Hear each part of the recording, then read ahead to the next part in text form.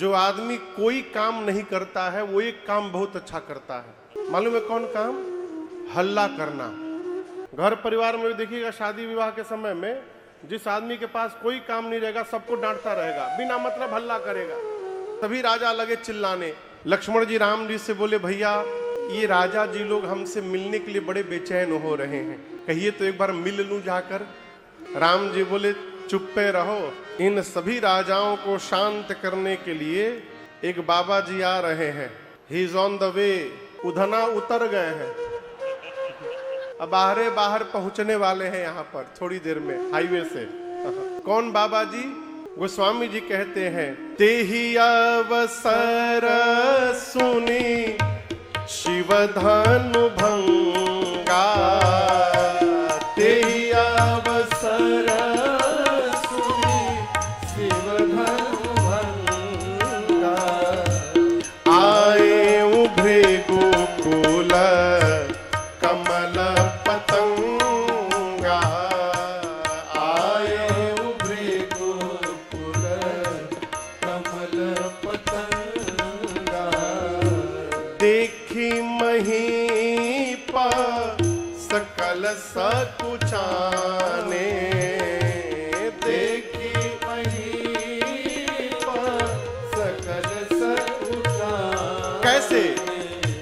बाज झपट जनु लवा लुकाने, बाज झपट जनु लवा लुकाने, गौर शरीर भूति भल भ्राजा, गौर शरीर भूति भल भ्राजा, भाल विशाल त्रिपुंड विराजा, भाल विशाल त्रिपुंड विराजा, शीस जटा शशि पदन सुहावा, शीस जटा शशि पदन सुहावा, ऋषभ सक छुका अरुण होइयावा, ऋषभ सक छुका अरुण होइयावा, भ्रिकुटी कुटीला नयन रिसराते, भ्रिकुटी कुटीला नयन रिसराते, सहज हूँ चितवस मन हूँ रिसाते, सहज हूँ चितवस मन हूँ रिसाते, सहज हूँ चितवस मन हूँ रिसाते, सहज हूँ चितवस मन हूँ रिसाते। अभी राजा लोग चिल्ला ही रहे थे, तब तक उसी समय शंकर जी के धनुष पिनाक के टूटने की ध्वनि सुनकर, आपको बताऊं धनुष जब टूटा तो उसकी टूटने की टंकार तीनों लोक गई थी। अभी हम लोग गुजरात में बैठे हैं ना, उड़ीसा में पूर्व में, अभी पश्चिम में है, पूर्व में उड़ीसा में एक पर्वतमाला है जिसका नाम है महेंद्र पर्वतमाला, आज भी है। उसी महेंद्र पर्वत पर श्री परशुराम जी तपस्या में बैठे थे। धनुष के टूटने की टंकार जब सुनाई पड़ी, परशुराम जी समझ गए ये कि भगवान शंकर का पिनाक टूट गया। अब आपके समझ में बात नहीं आएगी, पिनाक टूट गया तो इनको क्रोध क्यों आ गया? वस्तुतः परशुराम जी के पास दो धनुष है, एक भगवान शंकर का धनुष जिसका नाम है पिनाक, और एक भगवान श्री हरि का धनुष है जिसका नाम है अजगौ। तो एक ही आदमी दो दो धनुष लेके कैसे घूमेगा? तो पिनाक जो धनुष था भगवान शिव का, इस धनुष को परशुराम जी जनक जी के घर में रखे थे कि ये हमारी अमानत है, आप अपने घर में रखिए, हम बाद में आपसे लेकर के जाएंगे। हम आपके पास अपन गाड़ी छोड़ के जाएं, आप हमारी गड़िया बेच दीजिएगा। बोलिए, परशुराम जी की अमानत है पिनाक, और जनक जी ने उसको स्वयंवर में दांव पे रख दिया। परशुराम जी जैसे समझे तो पिनाक के टूटने की टंकार है, पूरा शरीर क्रोध में भड़क उठा। उसी तमतमाए वेश में परशुराम जी पहुंच गए मिथिला जनकपुरी में, जहां सभी राजा एकत्रित थे। अभी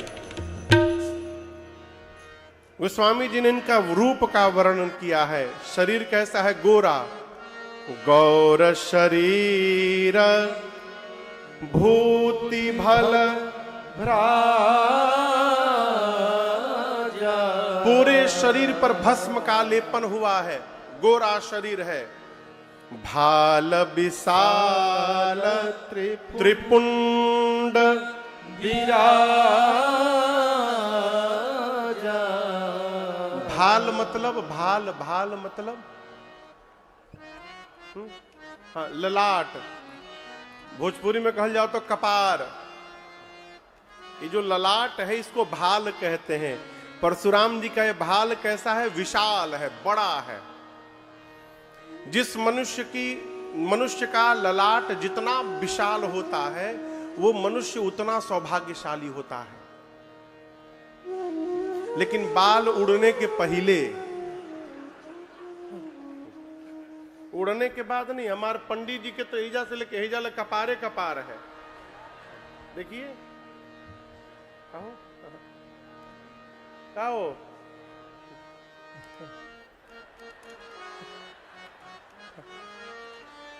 दिखाइयो दिए।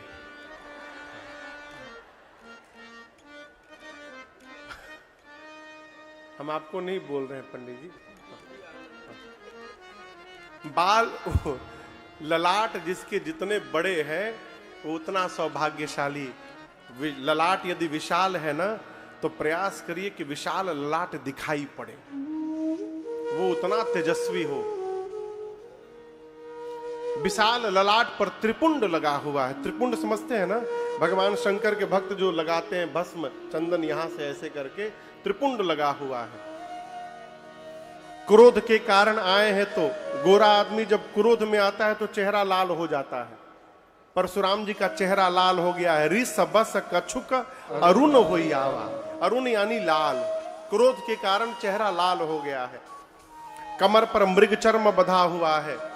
वक्षस्थल पर दिव्य सुंदर यज्ञोपवीत शोभायमान है। जनेऊ, हाँ? जनेऊ पहनते हैं ना आप लोग? कहीं आप पूजा के दिने, अच्छा, नित्य पहनते हैं, अच्छी बात है। यज्ञोपवीत धारण करना चाहिए। हाँ, यज्ञोपवीत सुशोभित है। वक्षस्थल पर, कमर पर फरसा बंधा है। कंधे पर भगवान हरि का धनुष अजगव लगा हुआ है। परशुराम जी आए और उनको देखते जितने राजा अभी चिल्ला रहे थे, सभी राजा लाइन लगा करके अपने अपने पिताजी का नाम बता बताकर लगे करन सब दंड प्रणामा। दंडवत प्रणाम करने लगे परशुराम जी को। हम अमुक राजा के पुत्र हैं प्रभु, हमारे ऊपर कृपा की वर्षा करिएगा। प्रणाम कर करके चुप होके जाके सब लाइन से खड़े हो गए राजा। एक राजा बगल के राजा से बोला कि यदि हमको पता रहता कि बाबा जी भी यहाँ आने वाले हैं, हम कदापि न आते यहाँ पर। अब तो फंस गए आके, अब कहां जाए। जनक जी महाराज आकर के मिले हैं। सीता मैया ने आकर दंडवत प्रणाम किया है, आशीर्वाद दिया है। परशुराम जी ने मेरी मां को, सखियां सीता मैया को लेकर गईं। अब श्री विश्वामित्र जी राम लक्ष्मण जी को लेकर के आए हैं और प्रणाम करवाया है। गोस्वामी जी कहते हैं, जैसे देखा है राम जी को, राम ही चितई रहे थाकी लोचन रूप अपार मार मद मोचन। यहां दर्शन करिए, परशुराम जी क्रोध की स्थिति में है, लेकिन जैसे राम जी के ऊपर दृष्टि गई वो अपना सारा क्रोध भूल करके अब भगवान के रूप में ही खो गए। राम ही चितई रहे थकी लोचन, आंख ये पलके गिरना भूल गई हो, आंखें उसी पर जाकर टिक गईं। ये प्रसंग कह रहा है जो दिव्य होता है ना उसको बताना नहीं पड़ता है कि हम दिव्य हैं। आप समझ रहे हैं? इसलिए कर्म करते जाइए, कर्म का सुगंध यदि जीवन से निकलेगा तो परिचय नहीं देने पड़ेंगे, जहां जाइएगा वहां आपके कर्म की खुशबू फैलती रहेगी। कर्म करते रहिए बस। रूप अपार मार मदमोचन। कई लोग घर में आ जाए ना तो विपत्ति पड़ जाती है। हमारे महाराज श्री कहते हैं, बाबू किसी के घर में जाकर समस्या मत बनना। यहाँ का तो नहीं, मुझे नहीं पता, गांव में बारात जाती है तो रात भर रुकती है, अब नहीं रुकती, पहले रुकती थी। अब तो लोग खा पी के चले जाते हैं, 4-5 लोग बसते हैं बस, घर वाले। ओ में जगह कोनो काम धंधा नहीं है, बूढ़ लोग वही बसते हैं बस।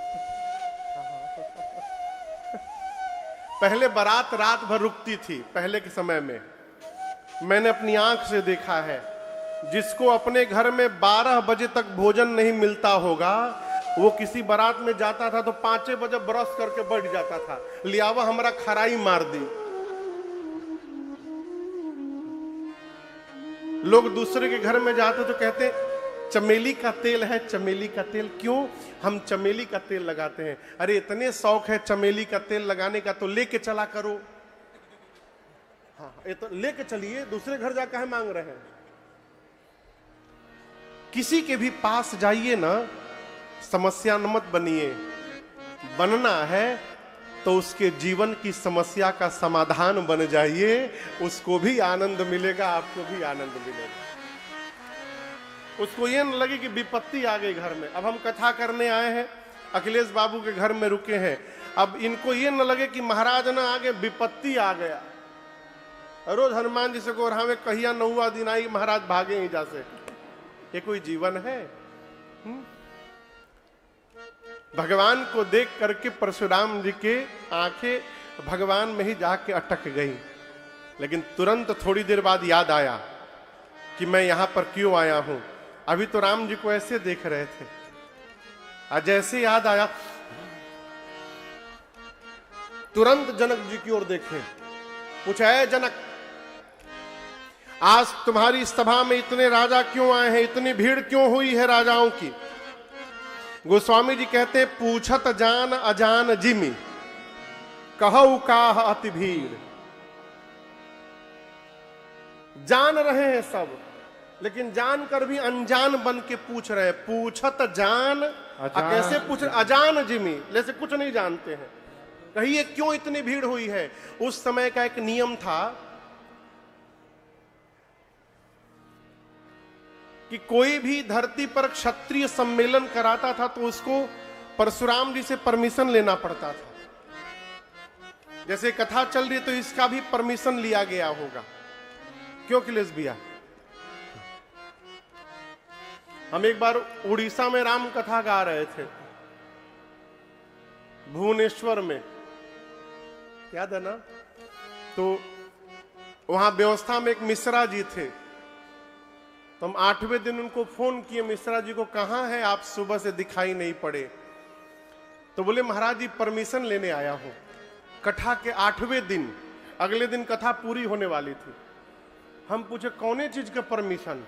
बोले राम कथा हो रही ना महाराज जी, उसका परमिशन लेने आया हूं। हम बोले आज कहीं ले रहे हैं, हम जब परसों चले जाते उसके बाद लेते।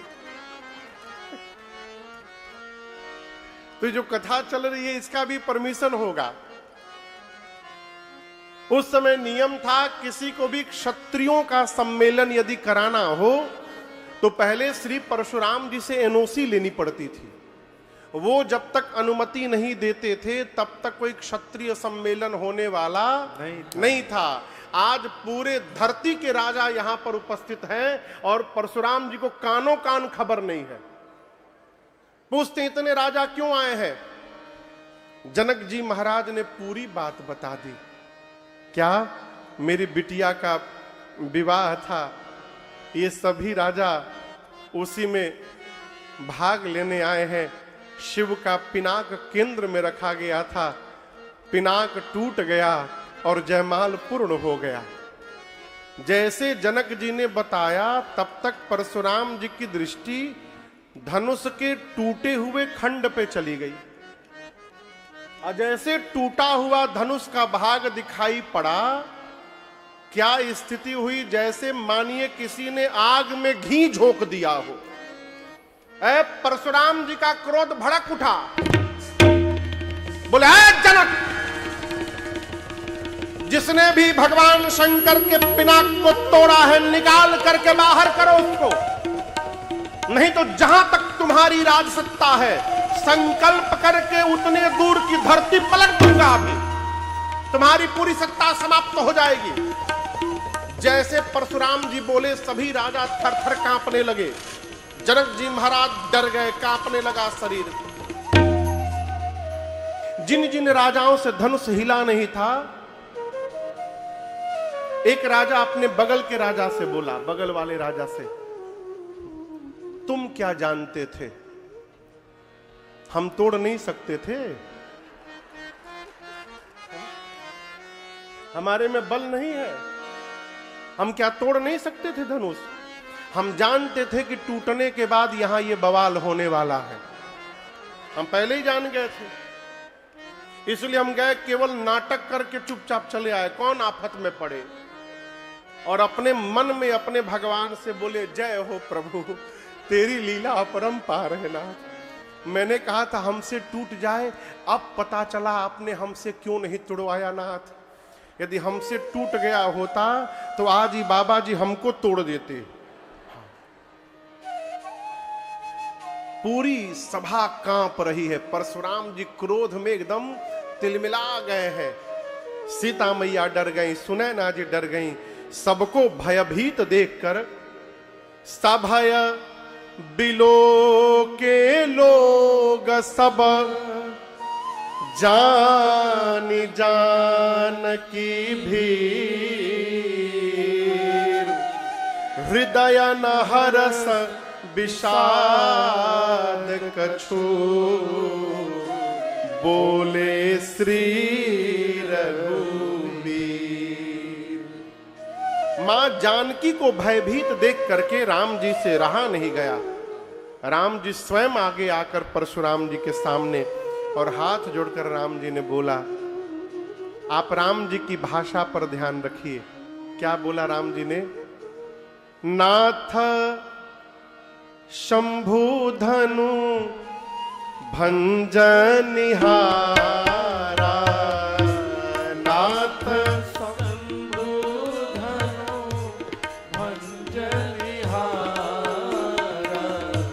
होई के एक दास तुम्हारा, होई के एक दास तुम्हारा, आय सुकाह कहिय किन मोहि, आय सुकाह कहिय किन मोहि, सुनी रिसाए बोले मुनि कोहि, सुनी रिसाए बोले मुनि कोहि, सुनी रिसाए बोले मुनि कोहि, सुनी रिसाए बोले मुनि कोहि। राम जी आगे आए, श्री परशुराम जी को प्रणाम करके राम जी ने कहा, हे मुनिवर, इस धनुष का भंजन करने वाला अवश्य आपका कोई दास होगा। क्या कहा राम जी ने? होई ही केऊ एक दास तुम्हारा। राम जी ये नहीं बोले कि मैंने तोड़ा है। राम जी कहना चाहते हैं कि इतना बड़ा कार्य वही कर सकता है जिसको आपका आशीर्वाद मिले, और आपका आशीर्वाद किसको मिलेगा? तो आपके दास को मिलेगा। इसके बाद राम जी कहते हैं, कहिए क्या आज्ञा है मेरे लिए। ये वाक्य कह के राम जी ये भी संकेत कर दिए कि वो दास मैं ही हूं। कहिए क्या आज्ञा है।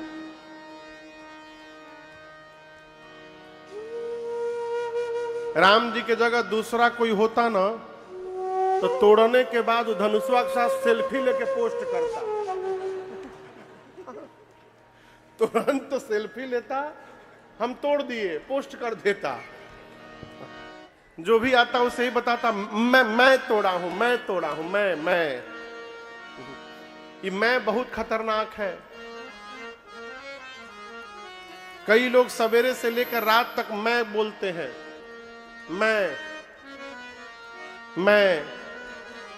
यही अभिमान को जन्म देता है। किसी ने मेरे से प्रश्न किया, आज मैसेज आया, महाराज अभिमान और स्वाभिमान में क्या अंतर है? अभिमान और स्वाभिमान में क्या अंतर है? बहुत छोटा सा अंतर है। क्या अंतर है? मैं अच्छा हूं, ये स्वाभिमान है। मैं ही अच्छा हूं, ये अभिमान है। आप समझ रहे हैं? मैं अच्छा हूं, अच्छी बात, सबको अपने को अच्छा मानना चाहिए, ये स्वाभिमान है, हम अच्छे हैं। लेकिन केवल हम ही अच्छे हैं, ये बहुत बुरी बात है। इसी को अभिमान कहा जाता है। कभी कभी हमको जो स्वाभिमान लगता है वही सामने वाले को अभिमान दिखाई पड़ता है। मनुष्य में अभिमान नहीं होना चाहिए, स्वाभिमान होना चाहिए। किस बात का? केवल एक बात का, हम सनातनी हैं, हम हिंदू हैं, इस बात का हमेशा स्वाभिमान होना चाहिए। हम हैं सनातनी हैं। धरती पर कोई भी बच्चा जन्म लेता है वो सनातनी होता है। कहीं भी कोई बच्चा जन्म ले वो सनातनी होता है। उसके बाद उसको कुछ भी बना दिया जाए वो बात अलग है, लेकिन जो होता है वो सनातनी होता है। क्यों? हम जैसे आए हैं वैसे ही हैं, हमें कुछ बदलाव नहीं किया गया। इस बात का गर्व करिए। आजकल समाज में आप देखते होंगे लोग रुपया लेकर के धर्म परिवर्तन कर दे रहे हैं। रुपया लेकर के, रुपया लेकर माई बाप बदला जाता है। आप बताओ, यदि क्रिश्चियन ही बनना था तो भारत में क्यों जन्म मिला? अमेरिका में मिला होता, यूरोप में मिला होता, एजा कहीं जन्म मिला होता हो। भगवान ने आपको सनातनी बनाकर भेजा और आप रुपया के लिए अपना धर्म बदल रहे। इससे बड़ा दुर्भाग्य कुछ नहीं होगा। और इसके पीछे एक और कारण मैं निवेदन करूं, कहीं ना कहीं अपराधी हम लोग भी हैं। हम लोगों ने अपने उस वर्ग को इतना दूर कर दिया है। अरे दूर रहो, तुम अछूत हो। काहे का अछूत हो? काहे का अछूत हो? भगवान न करे कोई बीमार पड़ जाए और डॉक्टर बोले एक बोतल खून लेकर आइए, तो कोई ब्लड बैंक में नहीं पूछने जाता कि ब्राह्मण का खून है कि क्षत्रिय का कि शूद्र का है। कोई नहीं पूछता। उस समय तो मिलाते, ए बी पॉजिटिव मिल गया, बी पॉजिटिव ले चला। अरे किसका है पहले मिला तो लो। यदि आप शूद्र का खून अपने सीने में लेने को तैयार हैं शरीर में, तो उसको गले लगाने के लिए क्यों नहीं तैयार हो रहे हैं? अपने लोगों को प्यार करिए, अपने समाज के लोगों को आदर करिए, अपने सनातनी हिंदुओं को स्वीकार करिए। किसी की औकात नहीं कि हमारे घर में छेद कर दे आकर। आप अपने लड़का को दुराइएगा तो बगल के चच्चा को अवसर मिलता है टॉफी खिलाने का। आप यदि लड़के को भूखा रखिएगा तो पड़ोसी उसको भोजन कराएगा, और आप ही जब पेट भर करके रखिएगा बच्चे को तो कोई पड़ोसी आपके बच्चे को खिला नहीं सकता है। अपने लोगों को पहचानिए। हिंदू राष्ट्र की बात है, अच्छी बात है, लेकिन हिंदू बचेंगे तब ना हिंदू राष्ट्र रहेगा। जो परिस्थिति चल रही है, हिंदुए समाप्त हो जाएंगे, कहां से राष्ट्र बनाइएगा? हिंदुओं को बचाइए। जो अपने हैं कैसे बचेंगे, उनको आदर करिए। राम जी को क्या पड़ी थी कोल भीलों के बीच में जाके रहने की, आप बताओ क्या पड़ी थी? राम जी किसी महात्मा के पास रह सकते थे, उनकी कुटिया के पास रह सकते थे। चित्रकूट में जंगल में कोल भीलों के बीच में जाकर राम जी क्यों रुके? इसलिए रुके कि समाज के निचले पायदान पर जो जीव खड़ा है उसको भी भगवान से साथ रहने में कोई संकोच नहीं होना चाहिए, इसलिए राम जी वहां जाकर रहे। राम जी छत्तीसगढ़ होकर गए, वहां राम जी का ननिहाल है। राम जी चाहते तो वहां से सेना मंगा सकते थे लंका पर युद्ध करने के लिए। राम जी चाहते तो अयोध्या से सेना मंगा सकते थे, लेकिन नहीं, राम जी ने बानरों को एकत्रित करके सेना बना ली। ये क्या है? राम जी भीलनी के घर में जाकर भोजन कर रहे हैं, एक भीलनी के घर में। इसलिए मेरी प्रार्थना है, अपने समाज में समरसता को बढ़ाइए। हम ब्राह्मण क्षत्रिय बाद में हैं, हम सनातनी पहले हैं, इसका जय घोष करिए।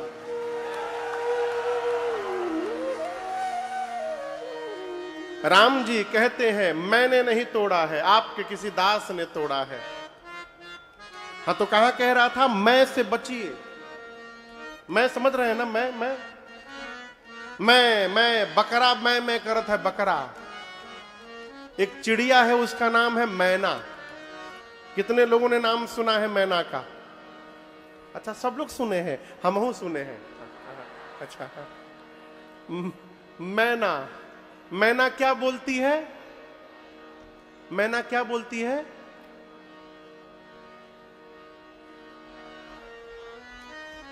अखिलेश बाबू, मैना क्या बोलती है? आपके कू मत बोल दो। मैना क्या बोलती है? मैना क्या बोलती है? मैना, नॉट मी। हम मैं दिन भर मैना ने मैना कहा तो मोल भयो 10-20, और बकरे ने मैं कहा कबीर कटायो सी। जो मैना कहती है उसका दाम बढ़ गया हो, लोग ले जा घर में पाल रहे हैं। जो बकरा मैं करता है उसका गर्दन उतर गया। इसलिए मैं से बचिए। कभी अकेले में सोचिएगा, क्या ये मैं की आवाज आती कहां से? ये मैं की आवाज आती कहां से? कौन है वहां वाणी ये आती जहां से? कौन है वहां वाणी ये आती जहां से? कुछ तो बता प्यारे, कुछ तो बता प्यारे, गर तुझको पता है मुख बोलता है या तू बोलता है? मुख बोल कौन बोलता है? या तू बोलता है? बता तेरे मुख को, बता तेरे मुख को कौन खोलता है? मुख बोलता है या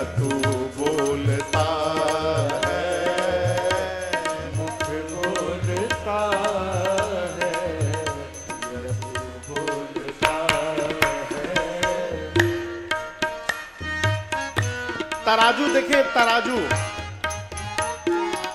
देखे हैं? ये कांटे तराजू जो हाथों में तेरे, ये कांटे तराजू जो हाथों में तेरे, सोच समझ कर उत्तर दे रे, सोच समझ कर उत्तर दे। क्या हाथ तौलते हैं, हाथ तौलते हैं या तू तौलता है?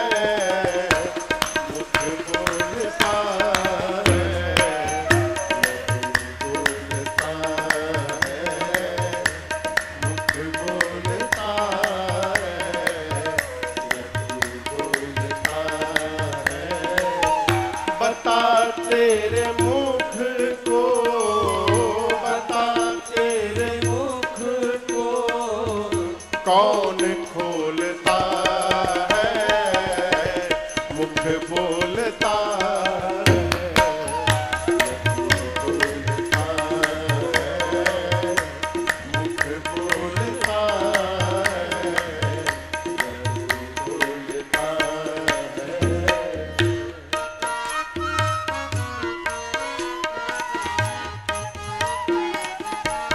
सोचिएगा, पैर तुम खुद हो या पैर है तुम्हारे? पैर तुम खुद हो या पैर है तुम्हारे, सोच समझ कर समझा दे प्यारे, सोच समझ कर समझा दे प्यारे। पैर डोलते हैं, पैर डोलते हैं या तू डोलता है? मुख बोलता है, बोलता है, मुख बोलता है, बोलता है। बता तेरे मुख को, बता तेरे मुख को कौन खोलता है? मुख बोलता है, बोलता है, मुख बोलता है, बोलता है, मुख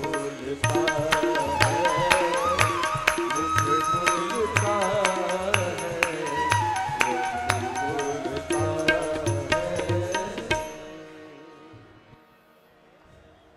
मुख बोलता है या तू बोलता है? हाथ तौलते हैं या तू तौलता है? कौन बोलता है? मैं से बचिए। राम जी ने ये नहीं कहा कि मैंने तोड़ा। क्या कहा? राम जी कहते, प्रभु इस धनुष का भंजन करने वाला अवश्य आपका कोई दास होगा। कहिए क्या आज्ञा है इस राम के लिए? परशुराम जी बोले, राम आप कह रहे हो कि जिसने धनुष को तोड़ा है वो मेरा दास है, सेवक है। सेवक का कार्य सेवा करना होता है, और जिसने भी शंकर के पिनाक को तोड़ा है वो सेवक नहीं हो सकता, वो सहस्त्रबाहु के समान मेरा शत्रु है।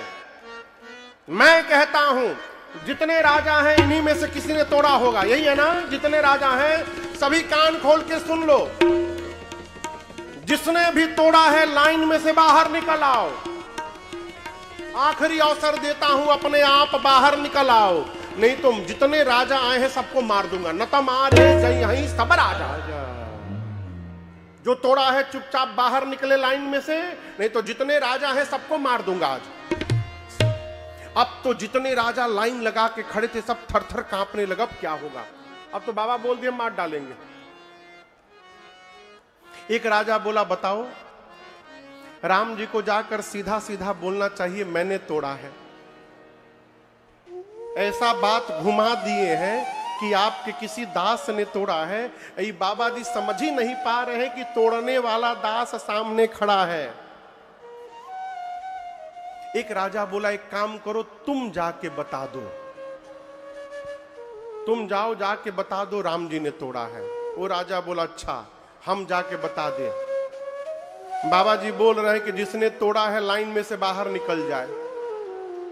आप कह रहे हम बता दें, हम जैसे बताने के लिए लाइन में से आगे बढ़ेंगे, वो बाबा देखते समझ गए अच्छा ये लाइन में से आगे निकल गया, यही तोड़ा है। हम उनके पास पहुंचेंगे भी नहीं, उसके पहले वो हमको तोड़ देंगे। राजा ने कहा मरेंगे तो सब मरेंगे, हम अकेले मरने वाले नहीं हैं। राम जी अब मौन हो गए, अब कैसे बताएं, क्या बताएं। लक्ष्मण जी राम जी के पास आए, आकर प्रणाम किए, कहें भैया आज्ञा हो तो एक बार हम समझाएं। राम जी बोले तुम भी प्रयास करो। लक्ष्मण जी गए परशुराम जी के सामने। अच्छा आप बताइए कोई आदमी पूरे क्रोध में कांप रहा हो और उसके सामने कोई जा करके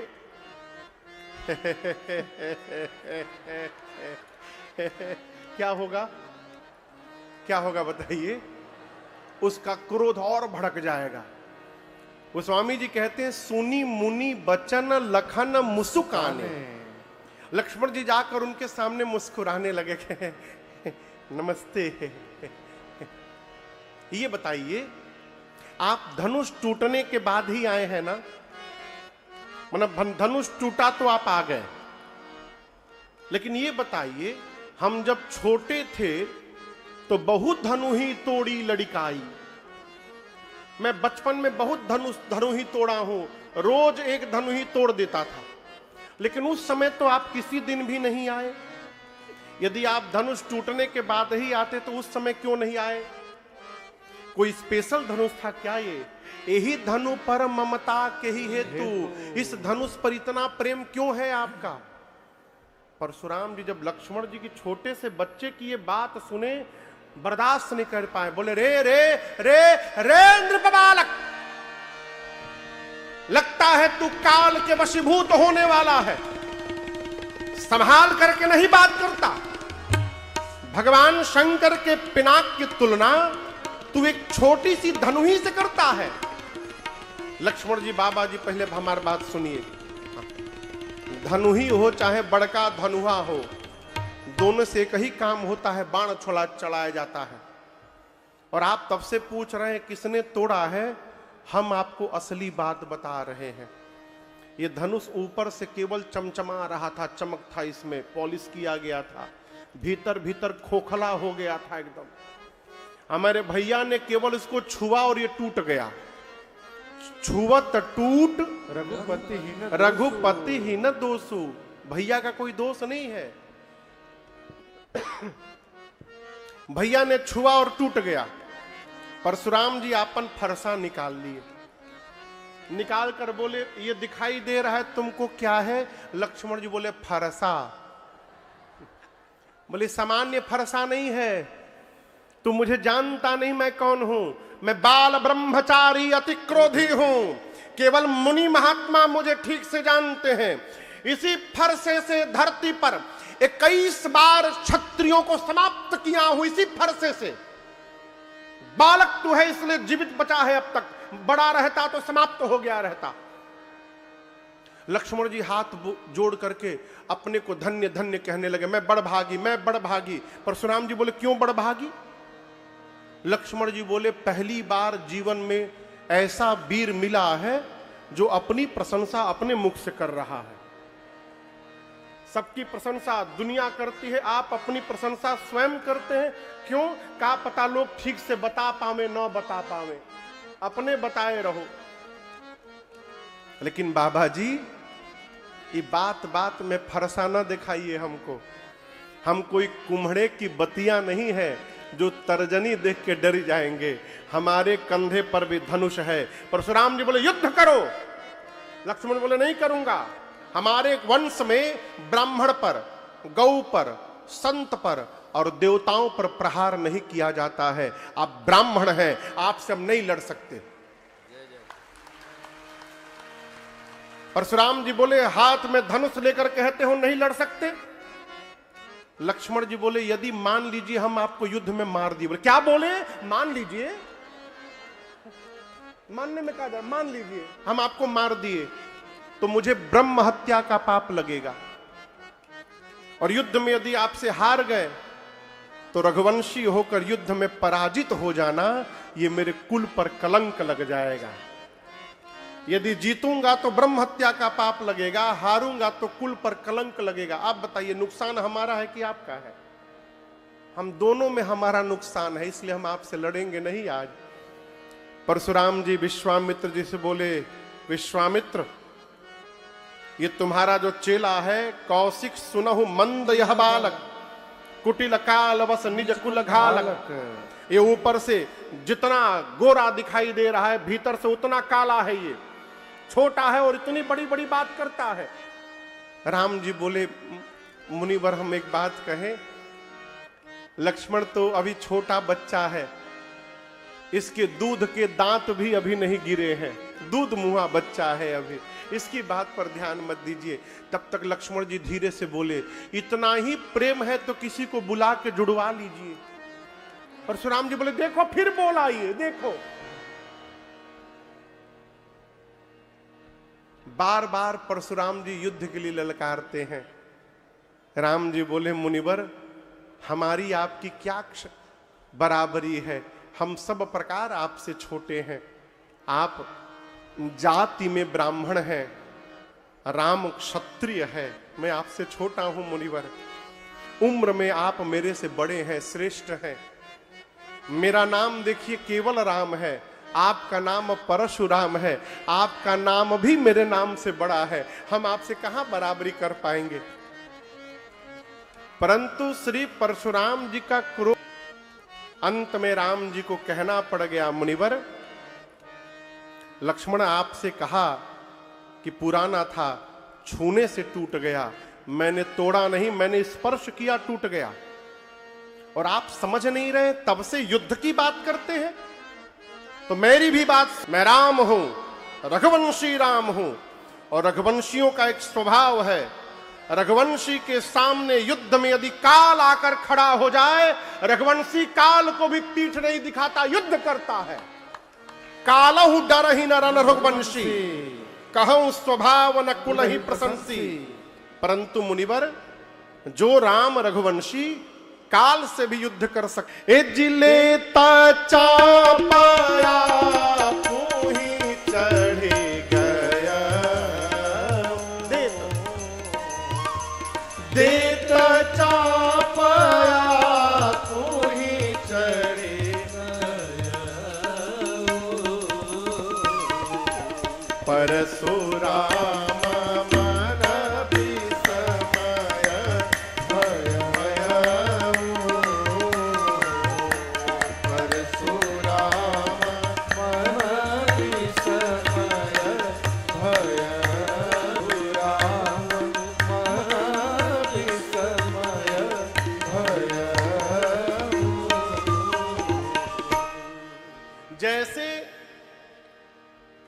यहां मानस में लिखा है देत चाप आप ही चली गयऊ, लेकिन वो चली गयऊ नहीं है, वो मिस प्रिंटिंग है।